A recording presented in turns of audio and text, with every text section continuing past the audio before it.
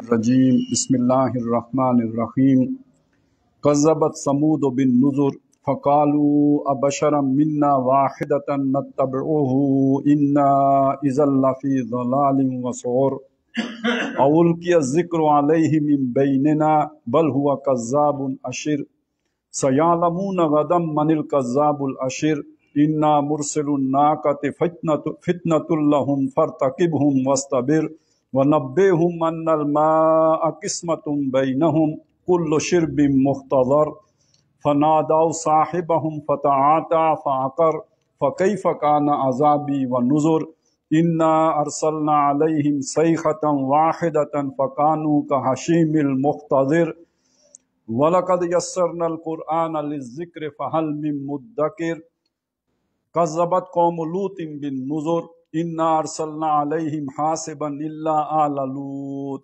نجیناہم بسحر نعمتا من عندنا کذالک نجزی من شکر ولقد انذرہم بطشتنا فتماروا بالنذر ولقد راودوہ عن ضیفہ فتمسنا اعینہم فذوقوا عذابی ونذر ولقد صبحہم بکرۃ عذاب مستقر فذوقوا عذابی ونذر وَلَقَدْ يَسَّرْنَا الْقُرْآنَ لِلذِّكْرِ فَهَلْ مِن مُدَّكِرٍ صدق اللہ العظیم رب اشرح لی صدری ویسر لی امری واحلل عقدۃ من لسانی یفقہوا قولی آمین یا رب العالمین۔ سورہ قمر کا ہم مطالعہ کر رہے ہیں، یہ دوسرے رکوع کی آیات ہیں جو میں نے آپ کے سامنے تلاوت کی ہیں۔ ان میں سے پہلی آیت دو آیات جو ہیں، آیت نمبر 23 اور آیت نمبر 24، اس پر ہم گزشتہ نشست میں گفتگو کر چکے ہیں، لیکن چونکہ رکوع ایک ہی ہے اور اس کا مضمون آگے جڑ رہا ہے تو بس صرف میں ان آیات کا ترجمہ کر دیتا ہوں تاکہ اگلے مضمون کے ساتھ ان کا تعلق جڑ جائے۔ تو جس طرح اللہ تعالیٰ نے نوح علیہ السلام کو بھیجا اور ان کی قوم نے نہیں مانا تو ان کو ہلاک کیا گیا، پانی میں غرق کیا گیا اور ان کو کشتی پہ نجات دی، اسی طرح اللہ تعالیٰ نے جو ہے وہ حضرت ہود علیہ السلام کو بھیجا قوم عاد کی طرف، وہ نہیں مانے، وہ ہلاک کیے گئے۔ اور پھر یہ تیسری قوم ہے جسے قوم سمود کہتے ہیں، ان کی طرف اللہ تعالیٰ نے صالح علیہ السلام کو بھیجا۔ تو جب انہوں نے آ کے سمجھایا اور ان کے ساتھیوں نے سمجھایا تو سمجھانے والوں کو جھٹلا دیا، قوم نے نہیں مانا۔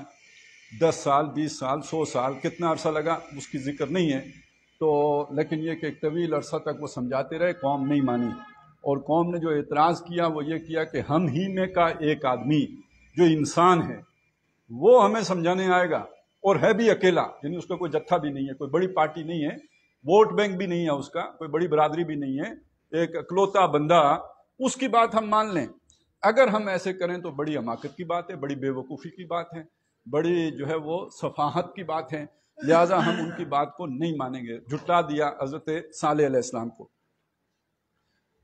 اسی کے ذیل میں پھر یہ بات بھی آ گئی، اُلقی الذکر علیہ من بیننا، کیا ذکر، اب القیہ ہوتا ہے کسی شے کو الٹا دینا، اور یہاں پہ الٹا دینا اس معنی میں ہے ڈالا جانا۔ اصل میں تو القاء کا مطلب ہوتا ہے ڈالنا ہے، کسی شے کو کسی کے اوپر ڈالنا، جیسے القاء ایک لفظ ہے، دل پر اللہ نے کوئی خیال ڈال دیا، یہ القاء ہے۔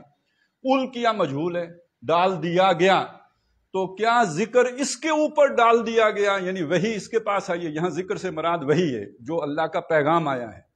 من بیننا، ہمارے درمیان، یہ ہمارے درمیان کا کیا مطلب ہے؟ ہمارے درمیان کا مطلب ہے سردار ہمیں، عزت دار ہمیں، دنیا میں سے ہماری ہے، لیڈر ہمیں، فن خان ہمیں، چودھری ہمیں، وڈیرے ہمیں، ہم میں سے کا ایک آدمی جس کے پاس اس طرح کی کوئی عزت نہیں ہے، جس کو وہ عزت سمجھنے، نہ مال، نہ دولت، نہ چودراٹ، نہ کوئی وہ وڈیرا خاندان، تو شرافت ان کے ہاں کوئی معیار نہیں ہے۔ جیسے آج ہمارے ہاں شرافت کوئی معیار نہیں ہے، دولت معیار ہے۔ ایک آدمی کون کامیاب آدمی ہے، کس آدمی کے ساتھ تعلق رکھنا چاہیے، کسے جھک کے سلام کرنا چاہیے، یا تو دولت مند ہو یا صاحب اختیار ہو، ڈنڈا بردار ہو، باقی اس کی حرکتیں کیسی ہوں، وہ کمینگی کتنی، یہ اس سے کوئی غرض نہیں ہے۔ تو یہ چونکہ یہ بھی ایک شریف بندہ ہے تو شریف ہوا کرے نا، اس سے کیا فرق پڑتا ہے؟ تو معلوم ہوا برباد ہونے والے معاشرے کے اندر اقدار الٹی ہو جاتی ہیں، اخلاق کی اہمیت نہیں رہتی، سچائی کی اہمیت نہیں رہتی، صداقت کی اہمیت نہیں رہتی، امانت داری کی اہمیت نہیں رہتی، شرافت کی اہمیت نہیں رہتی، اہمیت دنیا کے تعلقات کی رہ جاتی ہے، انفلوئنس کی رہ جاتی ہے، اور بندنوں کی رہ جاتی ہے، حسب نسب کی رہ جاتی ہے۔ تو جب یہ اہمیت، یہ کسی بھی معاشرے کے برباد ہونے کی یہ پہلی نشانی ہے. یہ جو اوپر والا نیچے اور نیچے والا، یعنی جو شریف لوگ ہیں انہیں اوپر ہونا چاہیے. ان اکرمکم عند اللہ اتقاکم. تو جب متقی لوگوں کو عزت مل رہی ہو، جیسے اللہ عزت دیتا ہے تو معاشرے میں بھی مل رہی ہو، تو ایک شریف معاشرہ ہے، ایک اللہ والے لوگوں کا معاشرہ ہے. اور جہاں متقی لوگ ذلیل کیے جاتے ہوں اور بدکار لوگ عزت دیے جاتے ہوں اور وہ سینے پہ ہاتھ رکھ کے کہتے ہوں کہ جی ہم عزت والے ہیں. مطلب آج آپ کے معاشرے میں جو وہ بولڈ سین فلمانے والی فاحشہ عورتیں ہیں، طوائفیں، ان کو وہ کہتی ہیں نا اللہ نے بڑی عزت دی ہے. قندیل بلوچ کو اللہ نے عزت دی ہے، وینا ملک کو اللہ نے عزت دی ہے. یعنی یہ اللہ نے تو عزت نہیں دی، اس معاشرے نے عزت دی ہے. تو کیوں دی ہے؟ معاشرے کے نزدیک یہی عزت کا معیار ہے. تو پھر اس پر یہی ہے نا، وہ بھی کھیلنے والے، تو کوئی کھیلنے والا ہی کھیلے گا اس کے ساتھ. اُلْقِیَ الذِّکْرُ عَلَیْہِ مِن بَینِنَا. تو یہ والا معاشرہ، اس میں شریف آدمی کو کوئی وقت نہیں دی جاتی، تو اس کو جس کی کوئی حیثیت، اس پر ذکر اتارا گیا ہے ہمارے درمیان. بل ہوا کذاب اشر. بلکہ یہ جھوٹا ہے. اب یہ دیکھیے ان کا کلام ہے، یہ اللہ کا، یعنی اللہ تعالیٰ ان کی بات کو نقل کر رہے ہیں. تو میں ترجمہ کروں گا تو ظاہر ہے جو بات اللہ نے اتاری ہے اس کا ترجمہ کذاب. یہ فعال کا وزن ہے. کذب ہوتا ہے جھوٹ، کاذب ہوتا ہے جھوٹ بولنے والا، اور کذاب بہت زیادہ جھوٹ بولنے والا. جیسے فعال لما یرید، کر گزرنے والا جس کا بھی وہ ارادہ کرے، یعنی وہ رکنے والا نہیں. اسی میں وزن پہ دجال ہے، بہت فریبی، انتہائی فریبی. مکار اسی وزن پہ ہے. تو یہ سمجھ لیجئے کہ یہ جو یہاں پہ کذاب کا لفظ آیا ہے، تو یہ یعنی ان کی گستاخی، اس کا اندازہ لگائیں کہ رسول بلا رہے ہیں حق کی طرف، سچ کی طرف، نیکی کی طرف، راست بازی کی طرف، اور وہ کہہ رہے ہیں یہ سب کذابیت ہے، جھوٹ ہے.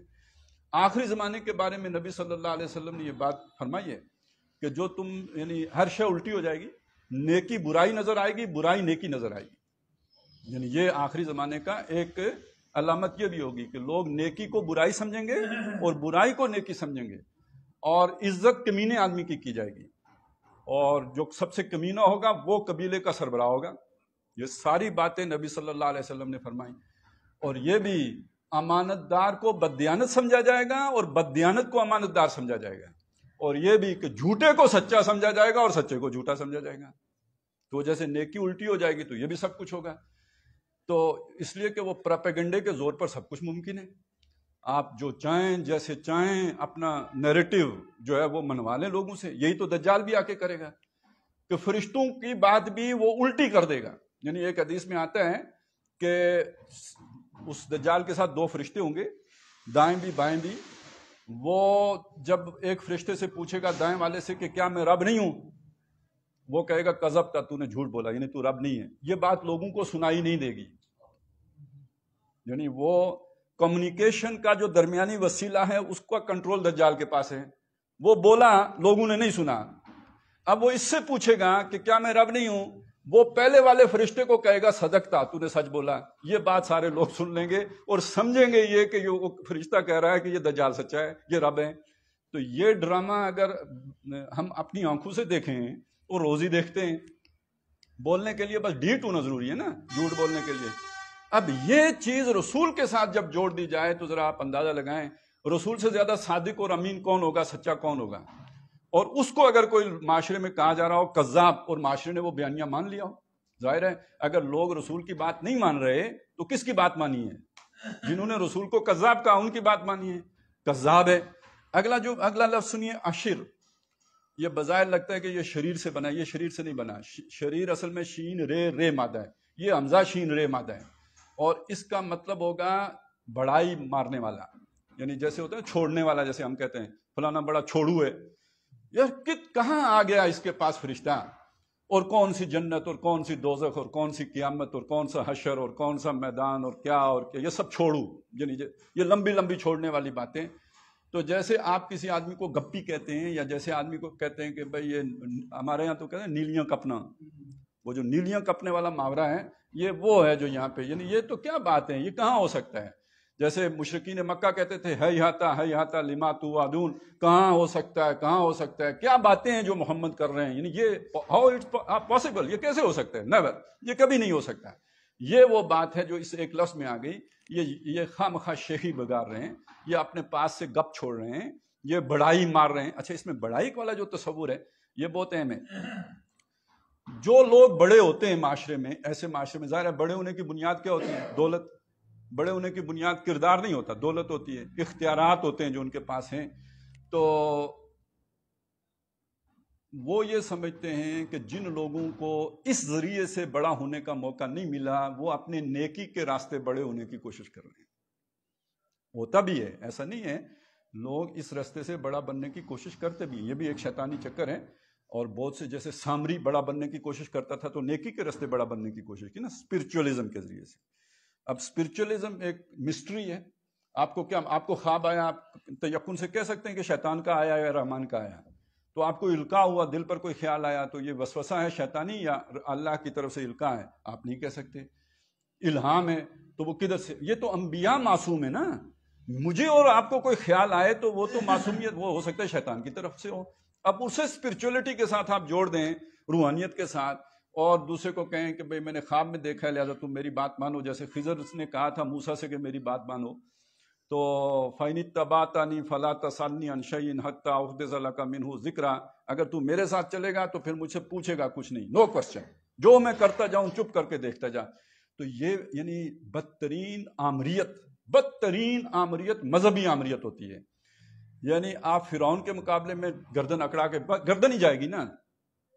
آپ جو ہے نا کسی اور قارون کے مقابلے میں کھڑے ہو جائیں گے، ٹھیک مارے گا، اس کے پاس وسائل ہیں دنیا کو، جن لوگوں نے مان لیا، اب اس کے بعد اس سے دائیں بائیں کیسے ہوں گے؟ تو جتنی بدترین آمریت مذہب کے رستے سے آتی ہے نا، جھوٹے مذہب کے رستے سے، اتنی بدترین آمریت کسی رستے سے نہیں آتی۔ تو اسی لیے آج کل دنیا میں، پھر پوری دنیا میں ایک ٹرینڈ جا رہا ہے، جو یعنی ہندو مت کا احیاء ہو رہا ہے، ٹھیک ہے، اور ادھر جو ہے کرسچینٹی کا احیاء ہو رہا ہے۔ یہ سب کیوں ہو رہا ہے؟ اب جا کے سرمایہ داروں کو اس بات کی سمجھ آئی ہے کہ بہترین طریقہ لوگوں کو نتھ ڈالنے کا یہ ہے کہ ان کو مذہبی توق پہنا دو، وہ پھر دائیں اللہ کی رضا مان کر ہر بات ماننے کے لیے کھوتے بن جاتے ہیں، دولتی نہیں مارتے پھر۔ یہ مزے کی بات ہے۔ تو آپ اگر انہیں حقوق کا تصور دیں گے، آپ بتائیں گے بھائی تمہارے کوئی ڈیموکریٹک رائٹس بھی ہیں تو ہیومن رائٹس بھی ہیں، تو تم ہیومن ہو، تو یہ چکر چلائیں گے تو وہ پھر اپنے حقوق، پھر جھگڑا ہے، پھر مطلب ہماری اور ان کی جو ہے آپس میں کشمکش ہے۔ لہٰذا ان کو اس نیکی کے راستے وہ کرو۔ تو یہ اب دو باتیں وہ کہہ رہے ہیں، ایک یہ کہ یہ ویسے گپے مار رہے ہیں، اور دوسری بات یہ کہہ رہے ہیں کہ یہ ہمارے کلب میں شامل ہو رہا ہے نیکی کے راستے۔ ہم سردار لوگ، ہم رولنگ ایلیٹ ہیں، اور یہ عوام الناس میں بلڈی سویلین ہے۔ اب یہ اٹھ کے نیکی کے راستے ہمارے اس رولنگ ایلیٹ میں حصہ دار بننا چاہتا ہے، یہ اس کلب کا ممبر بننا چاہتا ہے، یہ معنی بھی اس کے اندر شامل ہے۔ سَيَعْلَمُونَ غَدًا مَنِ الْكَذَّابُ الْأَشِرُ۔ اب اللہ تعالیٰ کا غضب بڑھکا اس پہ، جب اللہ کے رسول کے ساتھ یہ معاملہ ہوا، جیسے پہلے آیا تھا نا، نوح علیہ السلام نے جب کہا کہ مجھے تو انہوں نے دبا لیا ہے، انی مغلوب فانتصر، اے اللہ تو بدلہ لے، تو یہاں انڈرسٹوڈ ہے۔ اب جب آپ کسی کو جھوٹا کہیں، عام آدمی کو بھی جھوٹا کہیں، وہ کانپنے لگتا ہے بیچارہ کہ میں نے تو جھوٹ نہیں بولا، میری بے عزتی ہو گئی سب کے سامنے، اتنا بڑا سردار مجھے جھوٹا کہہ رہا ہے، تو اب میں اپنی عزت کیسے بچاؤں؟ اس جھوٹ کا داغ میں اپنے ماتھے سے کیسے دور کروں گا؟ تو اب اس کی تو رسول کے ساتھ جب یہ ہوگا تو اس کے دل پہ نہیں لگے گی۔ حضور کے ساتھ جو ہو رہا تھا کیا دل پہ اثر نہیں؟ اِنَّا نَعْلَمُ أَنَّكَ يَضِيقُ صَدْرُكَ بِمَا يَقُولُونَ۔ اللہ کہتے ہیں کہ اے نبی ہمیں معلوم ہے جو کچھ یہ بکتے ہیں اس سے آپ کا سینہ بھیجتا ہے، آپ کو بہت دکھ ہوتا ہے جو کچھ یہ کہتے ہیں، تو یہ تکلیف تو بہت ہوتی ہے۔ ایک شریف آدمی کی کل پونجی زندگی کی کیا ہوتی ہے؟ عزت، اور اسے جھوٹا کہہ دو تو پھر اس کے بعد اس کی عزت کا تو دھیلا ہو گیا، اب کیا باقی رہا اس کے کردار کے اندر؟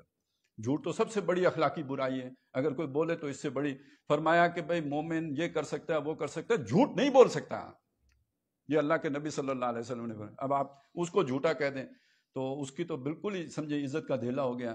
تو جب نبی یا رسول اس طرح مغلوب کر دیا جائے پروپیگنڈے کے زور پر، اب اللہ کی مدد، اس کو گویا وہ وقت ہوتا ہے۔ لہٰذا اب اللہ نے جواب دیا، سَيَعْلَمُونَ، ان قریب یہ جان لیں گے، یہ پروپیگنڈا کرنے والوں کو معلوم ہو جائے گا، غدن، کل ہی، کوئی زیادہ دور کی بات نہیں، ویری نیکسٹ ڈے ان کو پتہ لگ جائے گا، من الکذاب الاشر، کون ہے جھوٹا کذاب اور کون ہے بڑا بننے والا۔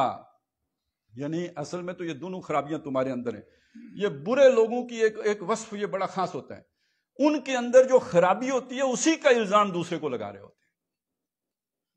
وہ کہتے ہیں چور مچائے شور، چور ہمیشہ دوسرے پر الزام دھرتا ہے، جیب کترا سب دوسرے کو کہے گا. اصل میں جو دم کٹا ہوتا ہے وہ چاہتا ہے سب کی دم کٹ جائے تاکہ سب برابر ہو جائیں. تو وہ کریکٹر ایسیسینیشن کرنے کا کام ہمیشہ اسی بندے کا ہوتا ہے کہ جس بندے کے اندر اپنا کوئی عیب ہوتا ہے. تو وہ جو کسی دوسرے کے اوپر جو الزام لگا رہا ہوتا ہے، اگر وہ محض الزام ہے، جھوٹا الزام ہے، تو یقیناً اس کا آئیڈیا اسے کہاں سے آیا، خود اس کے اندر وہ شے اس وقت موجود ہے جس سے اس نے ٹرانسفارم کیا ہے اس کو کسی دوسرے کے اوپر. تو اصل میں تو یہ خود جھوٹے بھی ہیں اور یہ خود بڑے بنے ہوئے بھی ہیں بزوم خیش. تو انہیں کل معلوم ہو جائے گا کہ ایسا حقیقت میں کون ہے. حق یعنی فرقان آ جائے گی، جو سچا ہے اس کی سچائی ثابت ہو جائے گی، جو جھوٹے ہیں ان کا جھوٹ ہونا ثابت ہو جائے گا. اِنَّا مُرْسِلُ النَّاقَةِ فِتْنَةً لَّهُمْ، ہم ان کی آزمائش کے لیے بھیجنے والے ہیں ایک اونٹنی. اونٹنی یہ ایک خاص اونٹنی ہے جو ان کی فرمائش پہ برآمد کی گئی تھی. یعنی ان کی طرف سے جب انہوں نے دیکھا اب یہ تنگ کر رہے ہیں تو آخر انہوں نے ایک بات کہہ دی کہ بھائی یہ سامنے ایک چٹان ہے، یعنی چٹان پڑی، اس چٹان کے اندر سے اسے پھاڑ کر ایک اونٹنی برآمد کرو. یعنی کوئی اونٹنی کا بچہ نہیں، اونٹنی جو گابن ہو، پریگننٹ، پھر ہم مانیں گے کہ آپ اللہ کی طرف سے آئے ہیں. اب اللہ تعالیٰ نے کر دیا. یعنی وہ جو آپ نے ڈیمانڈ کی وہ ہم پوری کر دیتے ہیں. ماننا تو انہوں نے پھر بھی نہیں تھا، لیکن ساتھ کہا کہ یہ ہم نے اونٹنی بھیجی ہے ان کو آزمانے کے لیے. اب آزمائش کا ذکر آگے آ رہا ہے. اللہ سے کوئی شے مانگیں تو اس کا یہ مطلب نہیں کہ جو شے آپ کو ملی ہے اس میں خیر ہے. آپ نے اللہ سے اولاد مانگی، ضروری نہیں ہے کہ وہ اولاد آپ کے لیے خیر بنے. دے دے گا اللہ، آپ نے مانگا دے دے گا. بلکہ بعض تو اللہ والے تو یہ بھی کہتے ہیں نا کہ مانگی ہوئی چیز کی آزمائش بہت بڑی ہوتی ہے.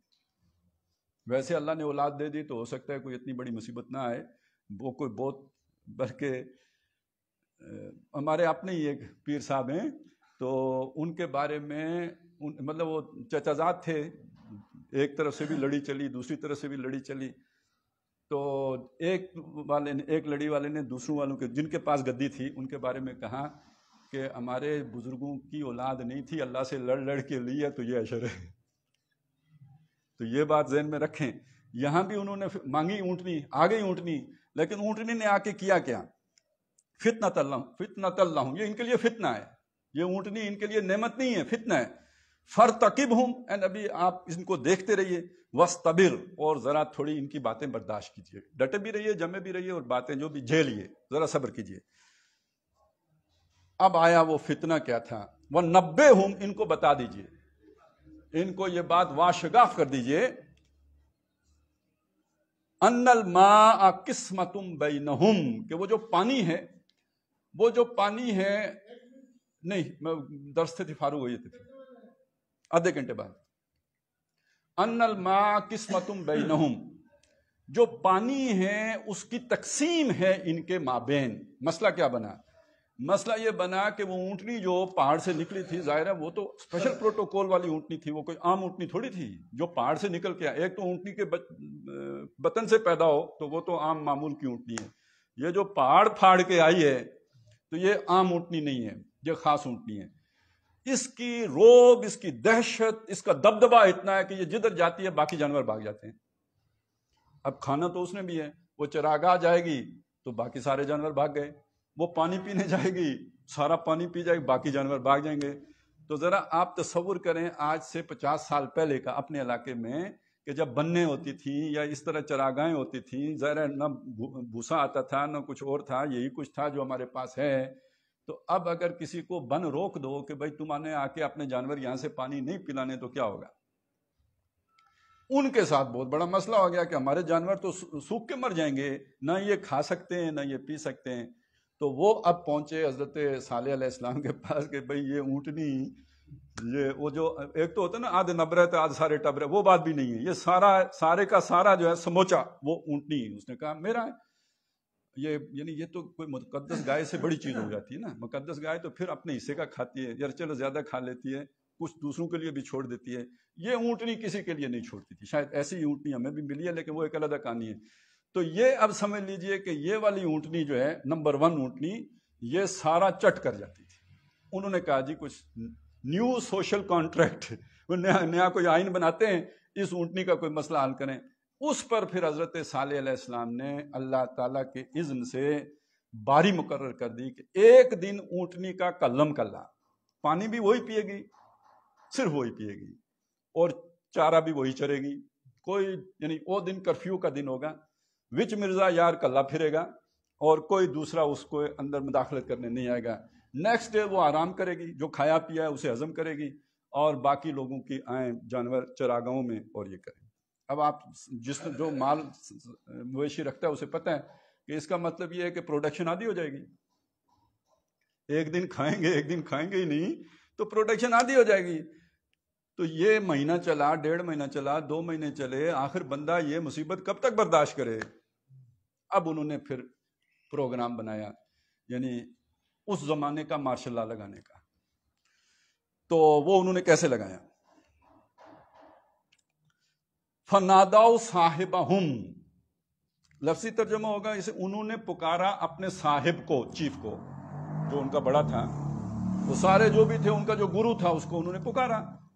لیکن اس مفسرین نے ایک بات اور لکھی ہے کہ یہ کوئی عورت تھی فاحشہ، بیڈ کریکٹر، وہی جن کی عزت ایسے معاشرے میں ہوتی ہے، عزت دار عورت تھی۔ اب عزت دار کو انورٹڈ کاماز میں رکھیے، تو اس معاشرے کی عزت دار عورت تھی، وہ جو بھی نائکا ٹائپ۔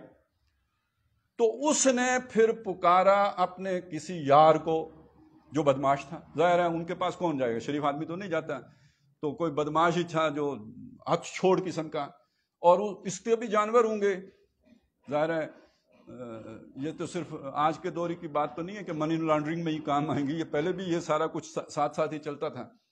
تو جب اس نے اس کو فرمائش کی تو یہ عشق بڑی پیڑش ہے، اس نے نہ آؤ دیکھا نہ تاؤ، فتعاتا، اس نے ہاتھ چلایا، فعقر، اس کے پاؤں کاٹ دیے، اونٹنی کے، اللہ کی اونٹنی کے پاؤں کاٹ دیے اس نے۔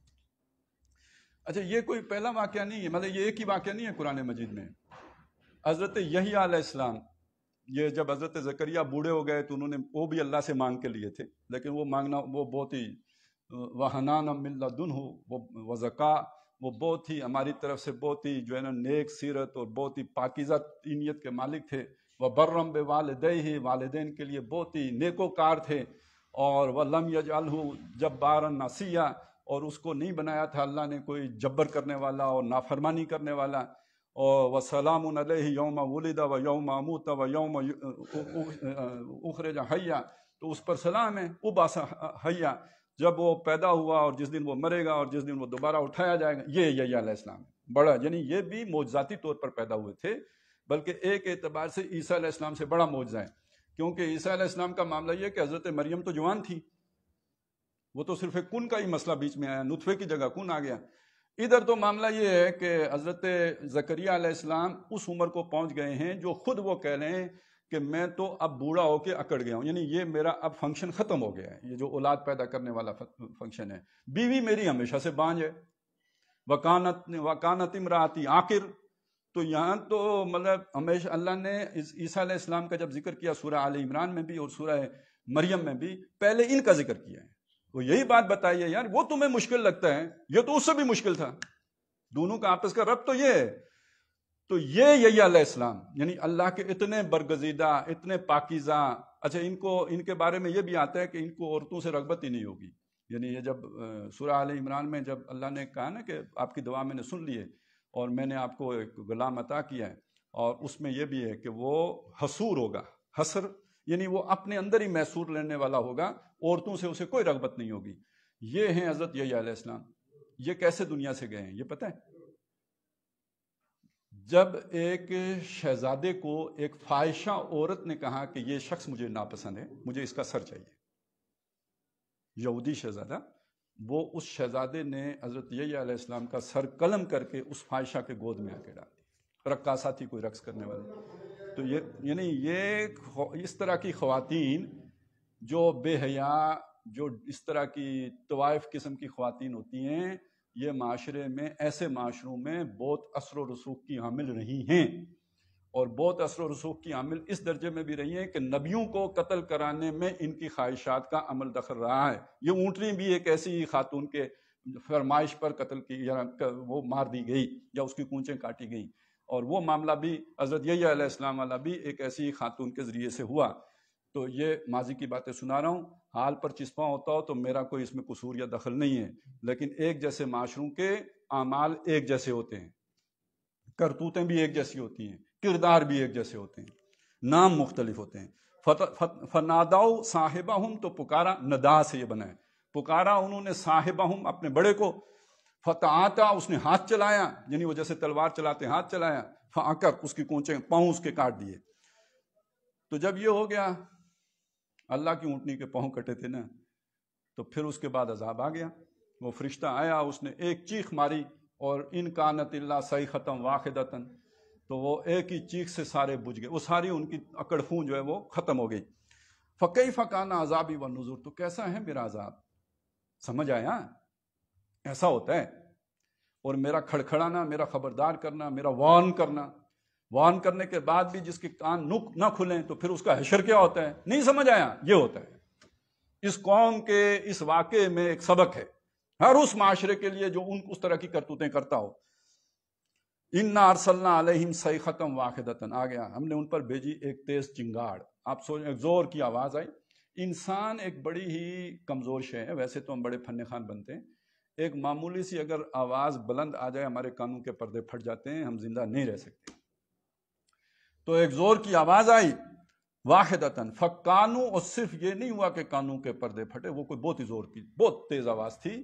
کیونکہ اصل میں اب ہمیں معلوم ہے کہ ساؤنڈ کی ویوز ہوتی ہیں، جیسے ہوا کی لہریں ہیں اسی طرح آواز کی بھی لہریں ہیں. یہ لہریں جب آ کے کسی باڈی کے ساتھ ٹکراتی ہیں تو اگر باڈی ان کو برداشت، اس تھرسٹ کو برداشت نہ کر سکے تو وہ اڑ جائے گی. جیسے ایٹمی حملہ جو دھماکہ ہوگا نا، تو اس میں ایک ویو تو آئے گی آگ کی، ایک ساؤنڈ کی ویو بھی ہے، اور ساؤنڈ کی ویو بھی، یعنی یہ جو بلڈنگیں اڑا دے گی یہ ساؤنڈ کی ویو اڑا دے گی. تو اس کے اندر بڑی طاقت ہوتی ہے. یہ سمندر کے اندر یہ جو آبدوزیں غرق کی جاتی ہیں، اس کے اندر سارا ساؤنڈ، یعنی کوئی جا کے کوئی اس کو راکٹ یا کوئی میزائل ہٹ نہیں کرتا.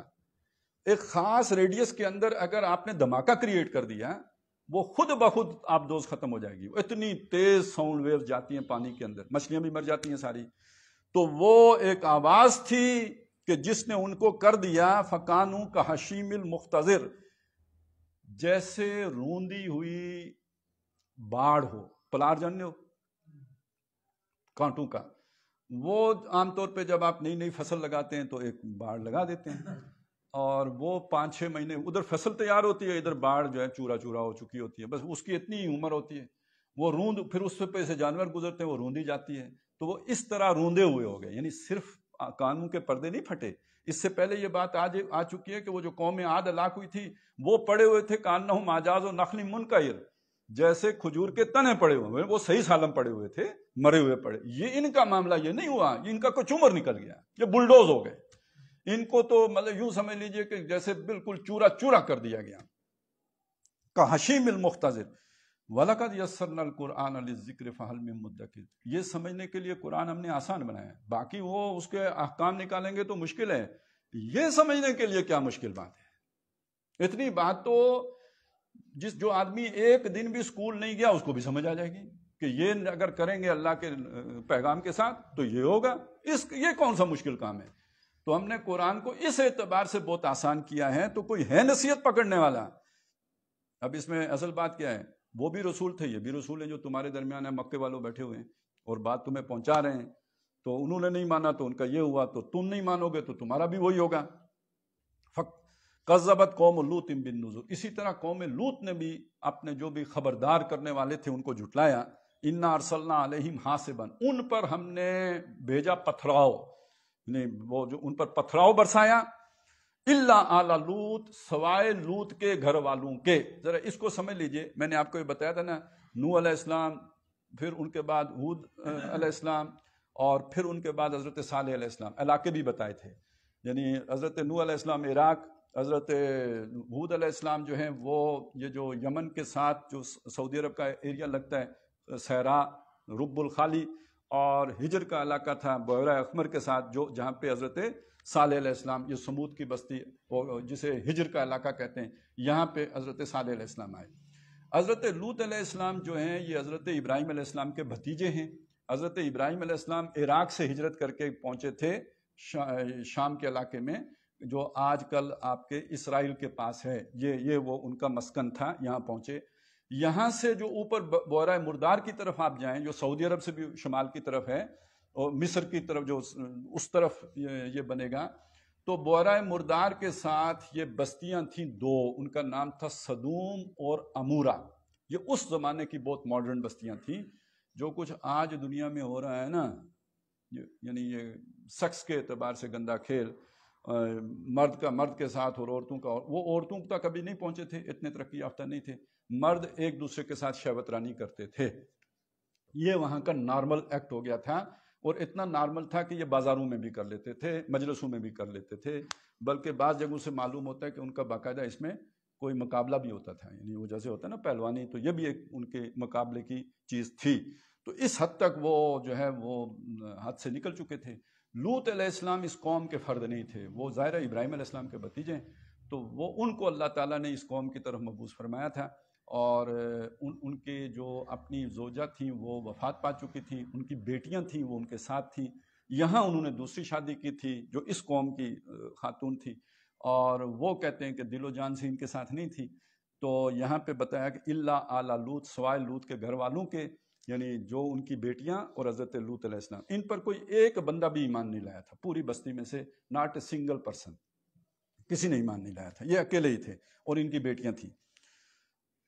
نجیناہم بالسحر، ان کو ہم نے بچا لیا سحری کے وقت، سوائے ان کی بیوی کے، وہ پیچھے رہ گئی اور وہ ہلاک کر دی گئی سحری کے وقت، یعنی اس کا مطلب ہے رات کے وقت وہ جو فرشتے آئے تھے، پورا واقعہ اگر آپ کے ذہن میں ہو، وہ خوبصورت لڑکوں ہی کی صورت میں آئے تھے، قوم لڑکوں کی بڑی دیوانی تھی، اور ویسے تو حضرت لوط علیہ السلام کو بھی نہیں پتا تھا کہ فرشتے ہیں، وہ پریشان ہو گئے کہ یار ان کی میں عزت کی حفاظت کیسے کروں گا، انہوں نے گھر میں چھپا لیا۔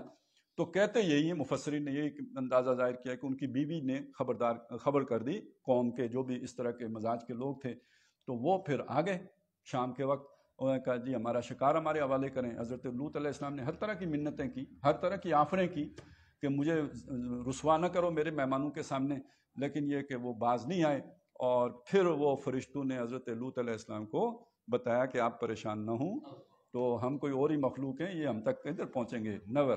اور پھر انہوں نے اس موقع پہ ایک ہاتھ گھمایا، اور اس کے نتیجے میں سارے اندھے ہو گئے۔ رات انہوں نے اندھے پن میں گزاری ہے، بس ٹامک ٹوئیاں مارتے، ایک دوسرے کو ٹٹولتے۔ سحری کے وقت وہ عذاب ٹوٹا ہے جس کا ذکر آیا ہے، اور اس سے پہلے انہوں نے حضرت لوط علیہ السلام کو کہا کہ اپنی بیٹیوں کو لے کے آپ نکل جائیں، پیچھے مڑ کے نہیں دیکھنا ہے، بس آپ جو ہے اس بستی سے نکلیں، یہاں بہت بڑی تباہی آنے والی ہے۔ ظاہر ہے آپ آج اگر وارننگ ایشو ہو جائے کہ یہاں پہ وہ ابھی جو میزائل بھول کے آ گیا میاں چنو، جو 16 سیکنڈ میں 124 کلومیٹر فاصلہ طے کیا اس نے، سمجھے؟ اب وہ کہتے ہیں بھول کے آئے ہیں، یا بھول نہیں، انہوں نے بتایا کہ ہمارے پاس یہ کیپیبلٹی ہے، اگر آپ کوئی دفاع اپنا کر سکتے ہو تو سوچو۔ یہ اسی طرح مطلب طریقہ کار یہی ہوتا ہے اپنے اسٹرینتھ بتانے کا۔ تو اب وہ اگر یہاں پہ کوئی آج بتا دے شام کو کہ بھائی یہاں صبح سے پہلے وہ میزائل ایٹمی وار ہیڈ کے ساتھ آ رہا ہے، تو پھر جو ہم دھڑکیاں لگائیں گے اس کا آپ اندازہ لگائیں۔ تو وہ تو حضرت لوط علیہ السلام کو انہوں نے بتایا کہ جی آپ تو نکلیں، ادھر بہت بڑی تباہی آنے والی ہے، بہت بڑا ایٹمی حملہ ہونے والا ہے، آپ یہاں سے نکلیں۔ اور یہ جو نکلنا ہے نعمتم من عندنا، یہ ہمارے پاس سے نعمت ہے، بہت بڑا احسان ہے جو ہم نے کیا ان کو، یہ اس عذاب سے بچنا کوئی آسان کام نہیں ہوتا۔ یہ جو عذاب آتا ہے اس میں گیہوں کے ساتھ گھن بھی پستا ہے۔ وَاتَّقُوا فِتْنَةً لَا تُصِيبَنَّ الَّذِينَ ظَلَمُوا مِنْكُمْ خَاصَّةً، اس فتنے سے ڈرو جو تم میں سے صرف ظالموں کو اپنے لپیٹ میں نہیں لے گا، نیکوکار بھی رگڑے جائیں گے، سوائے کوئی خصوصی نعمت اللہ کی ہو، فضل ہو، بڑا احسان ہو کہ ان کو بچا، جیسے کشتی پہ حضرت نوح علیہ السلام کو بچا، ایسے ہی حضرت لوط علیہ السلام کو راتوں رات نکلنے کا حکم ملا۔ کذالک نجزی من شکر، ایسا نہیں ہے، ہم نیکوکار شکر گزاروں کو، قدردانوں کو، جنہوں نے ہمارے لیے اپنا سب کچھ لگا دیا ہو، ہم بھی جو ہے نا آؤٹ آف باکس جا کے ان کی مدد کرتے ہیں۔ جنہوں نے حساب کتاب کا لگایا ہو ٹھیک ہے، یہاں پہ رگڑے جائیں گے، آخرت میں اللہ چھانٹ کے علیحدہ کر دے گا، جنت میں چلے جائیں گے۔ لیکن جس نے بلا جھجک اپنا سب کچھ لگا دیا ہو، اس کو پھر یہاں بھی اسی طرح نکالتے ہیں، جو اسے آخرت پر کیوں رکھیں، ادھر بھی بچائیں گے اس کو۔ اور یہ آج بھی ہے، کہ جو لوگ نہیں انل منکر کرتے رہتے ہیں، بات اس کے بدلے میں باتیں سنتے ہیں، گالیاں کھاتے ہیں، ٹرولنگ ہوتی ہے ان کی، وہ ٹھیک ہے، وہ اللہ تعالیٰ کے ہاں آخرت میں نہیں، یہ دنیا میں بھی اگر عذاب آئے گا تو اللہ تعالیٰ ان کو بچائے گا۔ یہ جو ہے اللہ کے نبی صلی اللہ علیہ وسلم نے بھی اس کی طرف اشارے فرمائے، قرآن مجید میں بھی ہے۔ تو کذالک نجزی من شکر وَلَقَدْ أَنذَرَهُمْ بَطْشَتَنَا، وہ حضرت لوط نے بھی اس قوم کو ہماری پکڑ سے خبردار کیا تھا۔ ایسا نہیں ہے کہ یہ بے جانے مارے گئے، نہ، ان کو بتایا تھا حضرت نوح علیہ السلام نے کہ اگر تم باز نہ آئے تو یہ تم پر مصیبت ٹوٹے گی۔ فَتَمَارَوْا بِالنُّذُرِ، لیکن یہ کہ انہوں نے خبردار کرنے میں شبہات پیدا کیے۔ وہ نہیں ہوتا کہ بھئی یہ کیسے ہوگا، یہ ویسے ہوگا، یہ یوں ہوگا۔ آج کل آپ دیکھتے ہیں نا کہ یہ ادھر چلا گیا، وہ ادھر پھدک گیا، یہ جو مینڈکوں کی پنسیری کا ڈرامہ لگا ہوا ہے، تو یہ ہوگا، کامیاب ہوگی عدم اعتماد، کہ نہیں کامیاب ہوگی عدم اعتماد۔ تو اب اس کے پیچھے جو جس پارٹی کا سوچ ہوتا ہے نا، تو جب دوسری طرح کا بیانیہ آتا ہے تو وہ اس میں کوئی نہ کوئی مطلب اس طرح کا سوال کھڑا کرتا ہے۔ تو یہاں کس کے مقابلے میں سوال کھڑے کیے جاتے تھے؟ جب حضرت لوط علیہ السلام خبردار کرتے تھے کیسے ہوگا، یہ پہاڑ کیسے جو ہے وہ ٹل جائے گا، یہ عذاب، اتنے لوگ، یہ چڑیاں، ان کا کیا قصور ہے؟ یہ جیسے آج بھی بہت سے لوگ زلزلہ آتا ہے کہتے ہیں جی یہ بے حیائی تو لاہور میں ہو رہی ہے، تو مظفر آباد میں کیوں زلزلہ آ گیا؟ شبہ پیدا کر دیا نا، یعنی یہ اللہ نے نہیں بھیجا، اصل میں کہنا یہ چاہ رہے ہوتے ہیں۔ تو اسی طرح کے شبہات جو ہیں وہ اس قوم نے بھی کھڑے کیے خبردار کرنے والوں کی باتوں پر۔ وَلَقَدْ رَاوَدُوهُ عَنْ ضَيْفِهِ، اور اس کے مہمانوں کو اس کے ہاتھ سے چھیننا چاہا۔ وہ جو فرشتے مہمان بن کے آئے تھے، انہوں نے چاہا کہ ان کو پھسلا کے لے جائیں۔ فَتَمَسْنَا أَعْيُنَهُمْ، تو ہم نے ان کی پہلے آنکھیں مسخ کر دی، ان کی آنکھیں جو ہے وہ موند دی۔ فَذُوقُوا عَذَابِي وَنُذُرِ، تو چکھو میرے عذاب کا مزہ اور خبردار کرنے کا مزہ۔ وَلَقَدْ صَبَّحَهُمْ بُكْرَةً، یہ تو ہوا نا، وہ آنکھیں تو پہلے ان کی جو ہے وہ مٹا دی، اور صبح کے وقت ہم نے الٹا دیا، بھیج دیا ان پہ، مسلط کر دیا ان کے اوپر عذاب مستقر، وہ عذاب جو ٹھہر چکا تھا۔ اس میں ایک تو وہ پتھراؤ والا معاملہ ہے، ایک جگہ پہ آتا ہے جعل عالیہم سافلہم، ان کے اوپر کو نیچے کر دیا، یعنی وہ پوری بستی اٹھا کے الٹا دی، الٹ گئی، اور ساتھ پتھراؤ، یعنی ان پر ایک عذاب نہیں آیا ہے، آنکھیں مسخ ہونا علیحدہ عذاب آیا ہے، وہ اس کے ساتھ ساتھ جو ہے نا یہ پتھروں کا برساؤ یہ علیحدہ ہے، اور تل پٹ کر دینا جعل عالیہا سافلہا یہ علیحدہ ہے۔ فَذُوقُوا عَذَابِي وَنُذُرِ، چکھو میرے عذاب کا مزہ اور خبردار کرنے کا۔ وَلَقَدْ يَسَّرْنَا الْقُرْآنَ لِلذِّكْرِ فَهَلْ مِن مُدَّكِرٍ، تو ہم نے قرآن کو یاد دہانی کے لیے آسان بنایا ہے، تو کیا ہے کوئی یاد پکڑنے والا؟ اور آگے تو ہم چلیں اگلی پڑھ لیں گے، لیکن اس کے بعد فرعون کا ذکر ہے، اور اس کے بعد جو ذکر ہے وہ مشرکین مکہ کا ذکر ہے۔ اکفارکم خیر من اولئکم، سوال ہے، تمہارے کافر، یعنی جو اے مسلمانوں یہ جو کفر کر رہے ہیں یہ ان کافروں سے بہتر ہیں کیا؟ اس سوال کے اندر اصل بین السطور ہے کیا؟ اگر ان کافروں کو اللہ نے اس عذاب سے دوچار کیا ہے تو ان کافروں کو اس عذاب سے کیوں نہیں دوچار کرے گا؟ میں وہ بات کو آگے بڑھانا چاہتا ہوں۔ آج کے کافر جو فرعون سے 10 گنا بڑے جابر ہیں، جو بے حیائی میں 100 گنا قوم لوط سے آگے ہیں، تو کیا انہوں نے کوئی اللہ تعالیٰ سے کوئی پرمٹ لے لیا ہے یہ سارے کام کرنے کا کہ تمہیں کچھ نہیں کہا جائے گا؟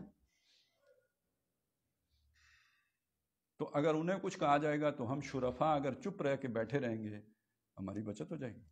اگر لوط علیہ السلام کی بیوی نہیں بچی تو بچت تو اندھا دھند سمجھانے میں ہے، نذر، نذیر، خبردار کرنا، وارن کرنا، اور رزق لے کے کرنا۔ اس پہ کوئی ناراض ہو تو ٹھیک ہے، وہ ظاہر ہے فرعون ناراض ہوتا ہے تو گردن کاٹنے کا حکم دیتا ہے، لیکن بچت اس میں ہے، اپنے آپ کو رزق میں ڈالیں، خطرات مول لیں۔ نوکری جاتی ہے تو بہرحال قبر کے عذاب سے بڑی چیز نہیں ہے نوکری، اور دنیا کے عذاب سے بھی بڑی چیز نہیں ہے نوکری۔ کاروبار اگر کچھ اونچ نیچ ہو جاتی ہے تو بہرحال کاروبار کی ترجیح نہیں ہو سکتی حق کے مقابلے میں، یہ ساری برداشت کریں، انبیاء نے کیے، آپ بھی کریں، پھر امید رکھیں کہ اگر وہ عذاب آئے گا تو اللہ میں بچا لے گا، یہ نہیں تو پھر پھر لپیٹے میں سارے آئیں گے، اور اب تیار کھڑا ہے بھائی ہر طرف۔ وہ ہوتا ہے نا جیسے وہ کسی کو گھیر کر لے آتے ہیں، تو چاروں طرف سے ہمارے ملک کو گھیر کے لے آئے نا، اب کیا اندر سے بھی جو کچھ ہو رہا ہے اور باہر سے بھی جو کچھ ہے، اب بھی اگر نظر نہیں آتا تو بلی کو دیکھ کے کبوتر آنکھیں بند کر کے سوچتا ہے کہ بلی نہیں ہے، بلی تو موجود ہوتی ہے، چونکہ وہ آنکھیں بند کر لیتے ہیں تو سمجھتا یہ ہے کہ ہماری بھی یہ پوزیشن ہے۔ تو بہرحال ہمارا معاشرہ ان تمام برائیوں کی آماجگاہ بن چکا ہوا ہے، اور اگر ہم نے ہوش کے ناخن نہ لیے تو بہرحال تباہی تو آنی ہے، اور یہ تباہی پوری دنیا پہ بھی آ سکتی ہے۔ سورہ بنی اسرائیل میں اس کا ایک ہلکی سی جھلک دکھائی گئی ہے، قیامت سے پہلے یہ ہونا ہے، وَإِن مِّن قَرْيَةٍ إِلَّا نَحْنُ مُهْلِكُوهَا قَبْلَ يَوْمِ الْقِيَامَةِ أَوْ مُعَذِّبُوهَا عَذَابًا شَدِيدًا۔ کوئی بستی نہیں ہے اس دنیا کے اوپر جس کو ہم قیامت سے پہلے یا ہلاک نہ کر دیں یا شدید ترین عذاب سے دوچار نہ کر دیں، ایسی بڑی تباہی آئے گی۔ کان ذالک فی الکتاب مستورا، یہ اللہ کے ہاں علم، جو بھی اللہ کا علم قدیم ہے اس میں پہلے سے یہ چیز درج ہے، یہ وہ تقدیر ہے جو ٹل نہیں سکتی، یہ تو ہونا ہے۔ تو اس لیے یہ جو چیزیں آتی ہیں یہ ہمارے سبق کے لیے آتی ہیں اور ہمیں سمجھانے کے لیے۔ قرآن اس اعتبار سے اللہ نے آسان بنایا ہے، تو بات سمجھ میں آ جائے تو پھر اس کے بعد اللہ سے توفیق مانگنی چاہیے کہ جو ہمیں بچت کا رستہ ہو اس پر چلنے کی توفیق عطا فرمائے۔ بارک اللہ لی ولکم فی القرآن العظیم ونفعنی وایاکم بالآیات والذکر الحکیم۔ ٹائم کیا ہے؟